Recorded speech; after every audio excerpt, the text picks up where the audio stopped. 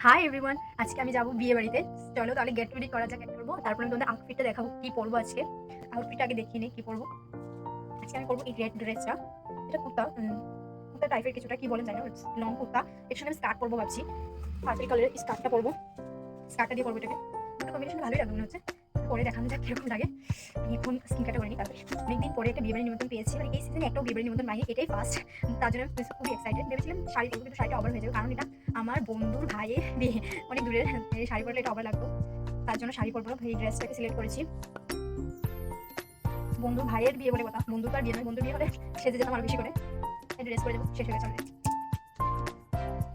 শীতকাল বলে আমার স্কিন অনেক ড্রাই হয়ে যায়, তার জন্য বেশি করে হাইড্রেশন দরকার। এই জন্য বেশি করে ময়শ্চারাইজার ইউজ করছি। ময়শ্চারাইজারের মধ্যে আমি এটাই ইউজ করেছি, শীতকালে আমার এটাই ভালো লাগে।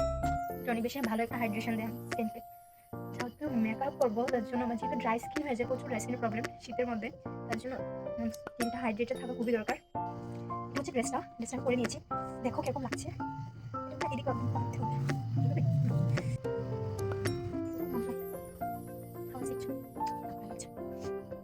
পিছন দিকে হবে।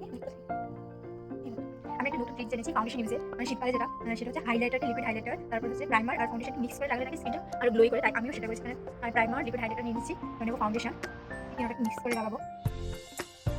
অল্প করে নেবো, ফাউন্ডেশন বেশি একটা ইউজ করবো।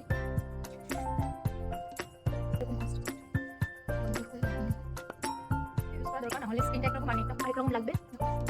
সত্যি এটা ওয়ার্ক করে, স্কিনটা অনেকটা ফ্ললেস লাগছে। ময়শ্চারাইজার সঙ্গে ইউজ করে লাগিয়েছি, কনসিলার ইউজ করে নেবো। Hair is my final look. আমার মেকআপ পুরো কমপ্লিট, আমি পুরোপুরি সব রেডি হয়ে গেছি। দেখো তোমাদের কাছে কেমন লাগছে। আমি চুলগুলোকে নর্মালি খুলে রেখে দিয়েছি, কোনো হেয়ারস্টাইল মাথায় আসছিলই না, কি করব ভাবিনি।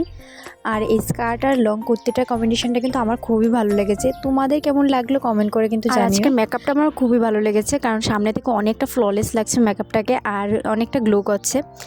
চলো আজকে ভিডিও